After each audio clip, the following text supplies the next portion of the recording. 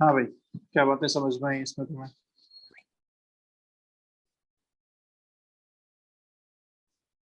पहली बात तो इस पे फ्रिक्शन फोर्स लगना चाहिए क्योंकि फ्रिक्शन कोएफिशिएंट दे रखे हैं।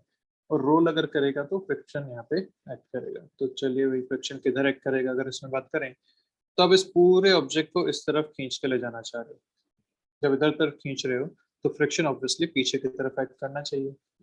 ठीक है, स्लाइडिंग को अपोज करेगा तो फ्रिक्शन यहाँ पे लगेगा। तो एक बात समझ में आ गई कि फ्रिक्शन लग गया इस डायरेक्शन में यहाँ पे। अब आपसे पूछा गया है एंगुलर एक्सेलरेशन के बारे में, काइनेटिक फ्रिक्शन के बारे में और एक्सेलरेशन के बारे में। ओके, तो पहली बात अगर देखें कि यहाँ पे टॉर्क कितना लग रहा है, अगर मैं फ्रिक्शन को भी कंसिडर करूं तो टॉर्क कौन कौन लगा रहा है। एक तो ये टेंशन फोर्स जो आप इसको खींच रहे हैं, दूसरा है फ्रिक्शन फोर्स। दोनों का टॉर्क अपन यहाँ पे देखते हैं। सेंटर ऑफ मास के अबाउट में अगर देखूं यहाँ पे इस पॉइंट के अबाउट टॉर्क देखा जाए तो फर्स्ट इसका टॉर्क कैसा लगेगा, ये इसको ऐसे घुमाना चाहेगा। ठीक है, फ्रिक्शन का अगर टॉर्क देखो ऐसा तो ये उसको ऐसे घुमाना चाहेगा। मतलब दोनों ही टॉर्क अपोजिट डायरेक्शन में लग रहे हैं। ये ऐसे घुमा रहा है और ये ऐसे घुमा रहा है। दोनों अपोजिट टॉर्क हैं। तो अगर मैं देखें इस तरीके से टॉर्क लिखूं तो टी इंटू आर वन अंदर वाली radius minus F into R two, ये इसका नेट टॉर्क उस पर एक्ट कर रहा है। This is the net torque. अब अगर मैं यहाँ पे प्योर रोलिंग की बात करूं, मान लिया कि यहाँ पे प्योर रोलिंग हो रही है, तो प्योर रोलिंग के केस में जो नेट टॉर्क आई अल्फा के बराबर वैसे भी होगा। और दूसरी बात, प्योर रोलिंग के केस में v is equal to R omega में यहाँ पे लिख पाएंगे। तो क्या करें बताइए जल्दी से। नेट टॉर्क अगर मैं इसको लिखूं आई अल्फा के बराबर equal to T R one minus F R, ऐसा लिखा मैंने। आई आई आपको दे रखा है एम के स्क्वायर के बराबर, तो एम है 50 के जी। के स्क्वायर के आपको दे रखा है, या अभी चलो अपन वैल्यू नहीं रखते, अभी अपन इसको ऐसे ही देख लेते हैं। एम के स्क्वायर रख लेता हूँ। M K square into alpha is equal to T into R one minus F into R. अब यहाँ पे एक अननोन तो है अपने पास अल्फा, दूसरा अननोन है फ्रिक्शन फोर्स। ये दो अननोन अपने पास है। अब यहाँ पे कंडीशंस कैसे इसको बनाई जाए। कंडीशन बनाने का तरीका, अगर प्योर रोलिंग हो रही है मतलब स्लाइडिंग नहीं होनी चाहिए। और अगर स्लाइडिंग नहीं हो रही इसका मतलब फ्रिक्शन सफिशिएंट होना चाहिए, या जो फ्रिक्शन की वैल्यू है वो उस मैक्सिमम फ्रिक्शन की वैल्यू से कम होनी चाहिए। ठीक है, less than equal to F max होना चाहिए। क्योंकि अगर एफ मैक्स से ज्यादा फ्रिक्शन की जरूरत पड़ गई जो तो पॉसिबल नहीं है, मतलब वहां पे स्लाइडिंग हो जाएगी। इसलिए मतलब जो फ्रिक्शन यहाँ पे लग रहा है वो मैक्सिमम एफ मैक्स तक हो या उससे कम हो तो अपना काम यहाँ पे हो जाएगा। ठीक है भैया, देखते हैं एफ मैक्स कैसे देखते हैं, म्यू इंटू एन से। और एन क्या होगा यहाँ पे, एम जी के बराबर होगा। तो अपने पास आ गया कि this F must be less than equal to mu into M G. Okay भाई, यहाँ से एक बात समझ में आ गई, एक इक्वेशन ये बन गई।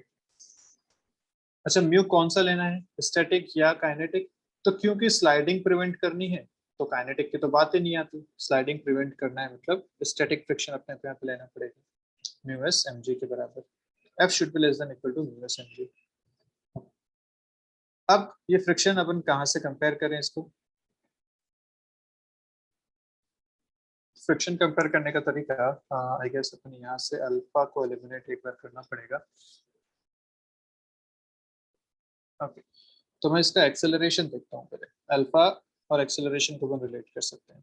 Acceleration is equal to F net by mass, ये अपन जानते हैं। एफ नेट यहाँ पे कितना लग रहा है, एफ नेट होगा इस तरफ ये और इस तरफ ये। This is the net force. So net force is T minus F by M. This is acceleration.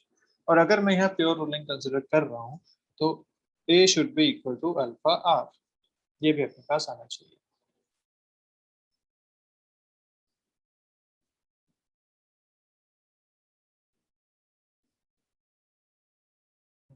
Alpha are to यहाँ पर आर टू क्यों, क्योंकि ये कहाँ से आता है, B equal to omega R. जैसे आपने देखा था तो कैसे आता है, अगर प्योर रोलिंग होती है तो ये जो बॉटम पॉइंट होता है वो रेस्ट पे होता है।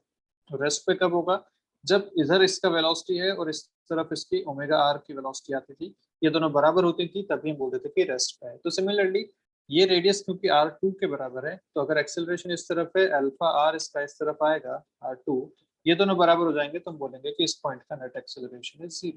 तो वैसे हम यहाँ पे लिख सकते हैं ए शुड बी अल्फा r2, और ए हम यहाँ से जानते हैं अल्फा यहाँ से निकाला जा सकता है t minus F by M r2। ये आपको मिल गया यहाँ से अल्फा। इस अल्फा को मैं एक बार यहाँ पे पुट करता हूँ और फ्रिक्शन को फिर मैं इससे रिलेट करता हूँ। ठीक, ये अपना पूरा प्रोसेस रहेगा। तो यहाँ हो जाएगा एम के स्क्वायर, अल्फा को पुट किया T minus F by M r2 is equal to T r1 minus F r2। अब यहाँ से मुझे चाहिए एफ अलग से, तो F r2 is equal to T r1 minus M से एम कैंसिल हो गया तो K square T minus F by r2। यहाँ से f मिलेगा, r2 को इधर डिवाइड कर देता हूँ, T r1 by r2 minus K square T minus F by r2 square. ये आ गया। अब ये अपने पास कंडीशन आ चुकी है कि this friction force should be less than mu S M G. तो ये पूरी चीज should be less than equal to mu S M G. अब अपन यहाँ से कुछ कुछ चीजें बता पाएंगे। अच्छा अच्छा, अरे अरे अरे, एक मिनट। फ्रिक्शन वाली टर्म यहाँ भी आ रही है ना, इसको भी अपने को हटानी पड़ेगी। जस्ट इसको भी अपने को एक तरफ ले जाना पड़ेगा, तभी अपन इसको लिख पाएंगे। सो फ्रिक्शन वाली टर्म ये रही, इधर भी है, अलग अलग करनी पड़ेंगी पहले। तो एम से एम कैंसिल हो गया, K square T by r2 minus K square F by r2 is equal to T r1 minus F r2। F उधर गया ये वाला और ये इधर आया, तो K square T by r2 minus T r1 is equal to K square F by r2 minus F r2। यहाँ से अगर मैं इसको अलग करूँ तो K square T by r2 minus T r1 is equal to F K square by r2 minus r2। ये होता है। अब यहाँ से मैं एफ को अलग कर पाऊंगा। बहुत लंबा चौड़ा क्वेश्चन है। f is equal to k square t by r2 minus tr1 divided by k square by r2 minus r2। ये आपका f बना, and this f should be less than equal to mu s mg। तो अपने पास यहाँ पे values सारी हैं, k पता है, t पता है, r1 r2 पता है, ये सारी चीजें पता है। तो अपने को चेक करना पड़ेगा कि क्या ये सही में इससे कम आ रहा है। अगर आ रहा है तो यस, ये एक प्योर रोलिंग मोशन में है। और अगर नहीं है, अगर ये वैल्यू सेटिस्फाई नहीं करती, तो हम क्या बोलेंगे कि प्योर रोलिंग में नहीं है। और अगर प्योर रोलिंग में नहीं आएगा तो हमें फिर स्लाइडिंग विद रोलिंग वाला कॉन्सेप्ट यूज करना पड़ेगा। तो ये पूरा काम हमने सिर्फ ये चेक करने के लिए किया है कि हमने जो अजम्पशन माना प्योर रोलिंग वाला, वो सही है कि नहीं। क्लियर? अब अगर ये अजम्पशन सही बैठता है तो हम इसको आगे प्रोसीड करेंगे विद रोलिंग, और अगर अजम्पशन सही नहीं है तो हम इसको कंसिडर करेंगे फिर रोलिंग विद स्लाइडिंग। तो चेक करते हैं इसको। मैं आपको सीधा बता देता हूँ कि इसमें क्या अपने पास वैल्यूज आ रही हैं, ताकि अपना टाइम थोड़ा बच जाएगा।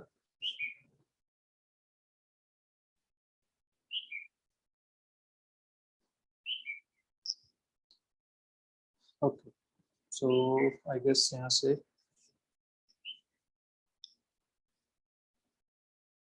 ये सेटिस्फाई नहीं करता है मेरे हिसाब से। हाँ, ये सेटिस्फाई नहीं कर रहा है। जब सेटिस्फाई नहीं कर रहा, देखो आप सेटिस्फाई करने के लिए सारी वैल्यूज अपने को पता है, खाली कैलकुलेशन करनी है। तो ये सारी वैल्यूज अपने को क्वेश्चन में दे रखी है, ठीक है। तो अपने को सिर्फ यहाँ पे चेक करना है वैल्यूज डाल के। तो मैं बता देता हूँ कि सेटिस्फाई नहीं कर पा रहा। अब जब सेटिस्फाई नहीं कर रहा तो अपने को देखना पड़ेगा रोलिंग विद स्लाइडिंग। हमारा अजम्पशन यहाँ पे गलत हो गया, प्योर रोलिंग वाला। तो अब अपन क्वेश्चन सॉल्व करेंगे रोलिंग विद स्लाइडिंग से। अब अपन आराम से बता सकते हैं कि जब रोलिंग विद स्लाइडिंग है तो फ्रिक्शन फोर्स इस तरफ है, टेंशन फोर्स इस तरफ है। क्योंकि यहाँ स्लाइडिंग हो रही है तो जो फ्रिक्शन लगेगा वो काइनेटिक फ्रिक्शन लगेगा। काइनेटिक फ्रिक्शन की फिक्स वैल्यू होती है म्यू क्यू इंटू एन के बराबर, तो म्यू के इंटू एम जी के बराबर।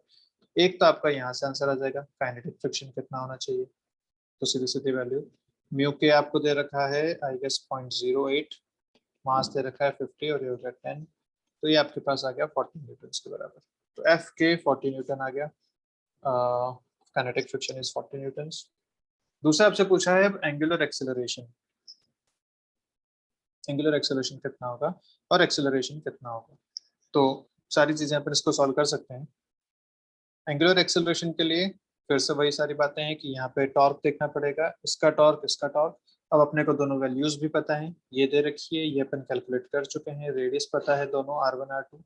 टॉर्क निकाला जा सकता है, आई भी पता है, torque by I will give you alpha. तो ये भी किया जा सकता है। टॉर्क कितना लिखोगे आप? Torque is equal to T into R1 minus F K into R2। This is the net torque. और अल्फा यहाँ से आ जाएगा टाउ बाय आई, और आई आपको दे रखा है एम के स्क्वायर के बराबर। सो ये भी आप यहाँ से सॉल्व कर सकते हैं, अल्फा भी। तीसरी बात आपसे एक्सेलरेशन पूछी गई है, एक्सेलरेशन भी निकाला जा सकता है, टी माइनस एफ के इज द नेट फोर्स, और एक्सेलरेशन हो जाएगा टी माइनस एफ के बाई एम। ये आपका आ जाएगा एक्सेलरेशन। तो मैं ये पूरा सॉल्व नहीं कर रहा, मैंने आपको जस्ट यहाँ पे आइडिया दे दिया है कि क्या करना है इस पूरे क्वेश्चन में। तो ऐसे टाइप के क्वेश्चन जहाँ अपने को पता नहीं है कि भैया काइनेटिक फ्रिक्शन लग रहा है नहीं लग रहा है, यहाँ स्लाइडिंग होगी नहीं होगी, तो सबसे पहला काम अपने को क्या करना पड़ेगा कि पहले अजम्पशन ले लो कि हाँ यहाँ प्योर रोलिंग हो रही है। अगर प्योर रोलिंग हो रही है मतलब ये जो फ्रिक्शन लगने वाला है ये friction should be less then maximum friction, तभी तो यहाँ पे स्लाइडिंग प्रिवेंट हो पाएगी। अब अगर ऐसा है स्टैटिक फ्रिक्शन यहाँ पे लग रहा था, तो हमने इस केस में पूरा कैलकुलेट किया, हमने देखा कि ये रिलेशन जो फाइनली आया ये रिलेशन सही नहीं आया, ये सेटिस्फाई नहीं हो पाया वैल्यूज डालने के बाद। तो सेटिस्फाई नहीं हो पाया इसका मतलब प्योर रोलिंग यहाँ पे नहीं थी। प्योर रोलिंग नहीं थी तो रोलिंग विद स्लाइडिंग हम गए। रोलिंग विद स्लाइडिंग में आपको ट्रांसलेशन भी देखना पड़ेगा और रोटेशनल भी देखना पड़ेगा। तो हमने पहले काइनेटिक फ्रिक्शन निकाला। काइनेटिक फ्रिक्शन हमेशा कांस्टेंट लगता है, उसकी वैल्यू चेंज नहीं होती, तो म्यू के इनटू एन इसलिए काइनेटिक फ्रिक्शन, कोई दिक्कत वाली बात नहीं है। उसके बाद टॉर्क लिखा तो रोटेशन वाला कॉन्सेप्ट यूज कर लिया, और फोर्स लिखा तो ट्रांसलेशन वाला कॉन्सेप्ट हमने यहाँ पे यूज कर लिया, स्लाइडिंग वाला कॉन्सेप्ट यूज कर लिया। ये पूरा करके अपने को क्वेश्चन सॉल्व करना पड़ेगा। तो यस, अच्छा क्वेश्चन था ये। आपको क्लियर है क्या ये पूरा क्वेश्चन, या मैं फिर से एक बार बताऊं?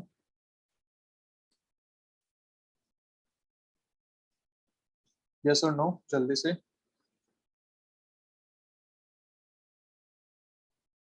Yes sir. सर एक बार एक बता। देखो मैं इसको फिर से शॉर्ट में एक बार समझा देता हूँ क्या करना था इस क्वेश्चन में। अब सर आपका टाइम भी हो ही गया है, आपकी फिर अगली क्लास भी है 10 मिनट में।